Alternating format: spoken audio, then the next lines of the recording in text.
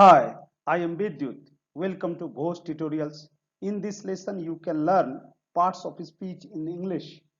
Before discussing parts of speech, I would like to discuss some expressions regarding speech. Maiden speech, the first speech of an orator. किसी भी वक्ता के द्वारा दिया जाने वाला पहला पब्लिक भाषण को मैडन स्पीच के नाम से जानते हैं. Eloquence of speech, a beautiful language. इसका तात्पर्य हुआ कि किसी भी भाषण की वाक्पटुता या पदलालित्य जिसमें भाषा उत्कृष्ट हो जाती है उसे इलोक्वेंस ऑफ स्पीच कहा जाता है. Figure of speech, rhetorical abnormal expression. इसका अर्थ यह हुआ असमान शब्दाडंबरपूर्ण अभिव्यक्ति. फिगर ऑफ स्पीच, फिगरेटिव और इफेक्टिव. इसका तात्पर्य यह हुआ कि जब हमें किसी सेंटेंस को असरदार या अलंकृत बना करके पेश करना होता है तो उस समय हम लोग फिगर ऑफ स्पीच का यूज करते हैं. A figure of speech is a departure from the ordinary form of expression to produce a better effect. एक किसी भी सामान्य सेंटेंस या किसी सेंटेंस के समान रूप का एक बेहतर या असरदार तरीके से अभिव्यक्त कराना यह फिगर ऑफ स्पीच के द्वारा ही संभव हो सकता है. Such as she swims as fast as a fish, वह उतना ही तेजी से तैरती है जितना कि मछली. सिमली, सिमली का अर्थ हुआ उपमा. यहाँ एक उसकी तैरने की उपमा मछली से दी जा रही है. All the world's a stage, सारी दुनिया एक रंगमंच है. ये मेटाफर, रूपक. एक समान सेंटेंस को देखें. ही फाउट ब्रेवली, वह बहादुरी से लड़ा. इसका अर्थ हुआ ही फाउट लाइक अ लायन. इसी चीज को हम उपमा में इस तरह से कह सकते हैं, वह शेर की तरह लड़ा, यानी शेर की माफिक लड़ा. He was a lion in the fight, यानी वह लड़ाई में शेर था. इसी को मेटाफर यानी रूपक में हम लोग इस तरह से बोल सकते हैं. तो इसमें हमारा सेंटेंस असरदार यानी इफेक्टिव या फिगरेटिव हो जाता है. फिगर ऑफ स्पीच के और भी आइटम्स हैं. एलाइट्रेशन, हाइपरबोल, ऑक्सीमोरॉन, पर्सनिफिकेशन, आयरनी. ये सब लेकिन एक अलग विषय है जिस पर हम आगे के वीडियो में चर्चा करेंगे. पार्ट्स ऑफ स्पीच, शब्द भेद. The major categories into which the vocabulary of a language is divided are known as parts of speech. Speech का मीनिंग इस प्रकार समझें. स्पीच का मीनिंग हिंदी में वाणी, वचन, भाषा, वक्तव्य या कथन भी होता है. कथन यानी जिसे स्टेटमेंट कहते हैं. स्टेटमेंट का साइनो सेंटेंस भी होता है. यानी किसी सेंटेंस अर्थात वाक्य में कुल कितने पार्ट्स होते हैं, उन सभी आइटम्स के बारे में हम लोग अध्ययन पार्ट्स ऑफ स्पीच में करते हैं. It is of 8 types.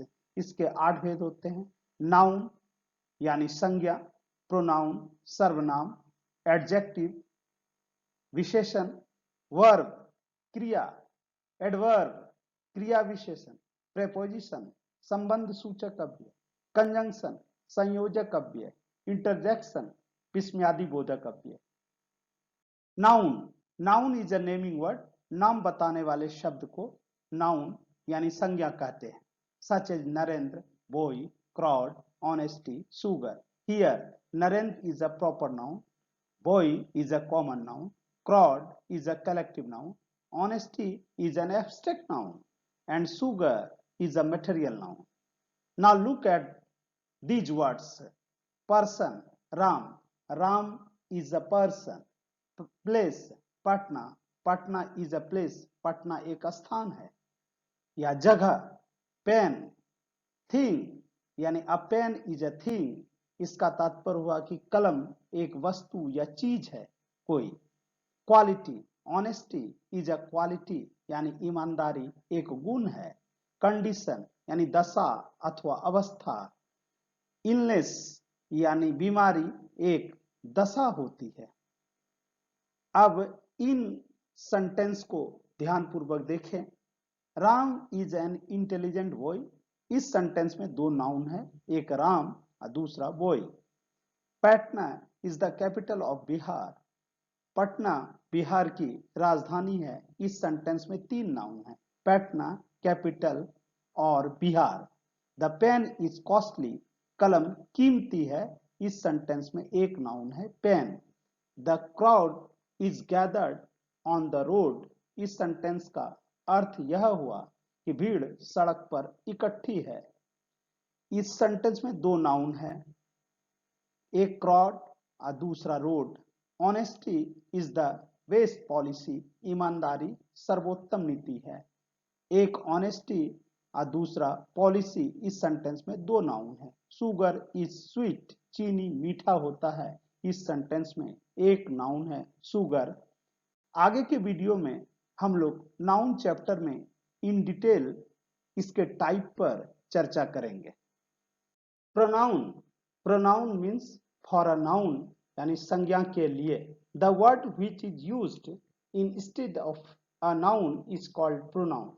अर्थात वह शब्द जिसका प्रयोग संज्ञा के बदले होता है या किया जाता है उसे सर्वनाम कहते हैं। Such as I, we, thou, you, he, she, it, they, one, etc. ये सभी यहाँ सर्वनाम के एग्जाम्पल हैं। I am a novice. We are students.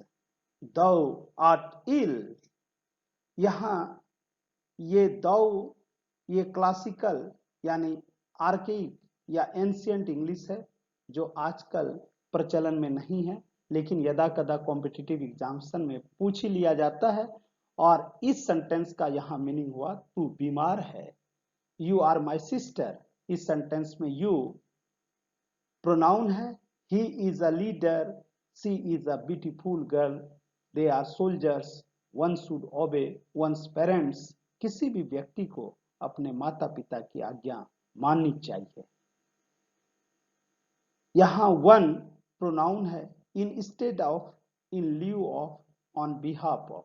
यहाँ इन तीनों फ्रेज का अर्थ के बदले में होता है।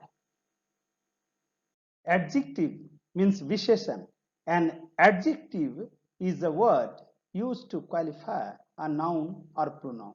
संज्ञा और सर्वनाम की विशेषता बताने वाले शब्द को विशेषण कहते हैं। सच एज बिहेवियर मीन्स व्यवहार, काइंड दयालु, क्रूवेल निर्दयी, जेंटल नम्र, पोलाइट विनम्र, र्यूड कर्कश, कलर रंग, ब्लैक काला, व्हाइट सफेद या उजला, रेड लाल, ग्रीन हरा, येलो पीला एटसेट्रा।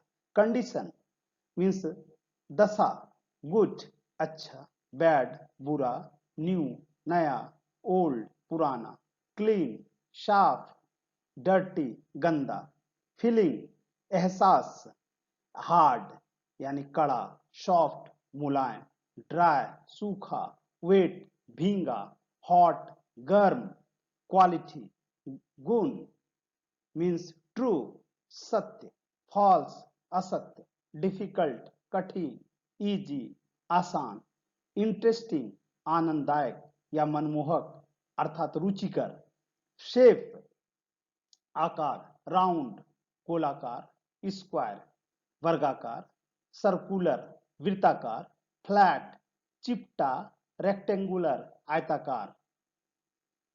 साइज आकृति, बिग बड़ा, स्मॉल छोटा, टॉल लंबा, शॉर्ट नाटा, वाइड चौड़ा, नैरो सकरा, थिक मोटा, थीन पतला एटसेट्रा।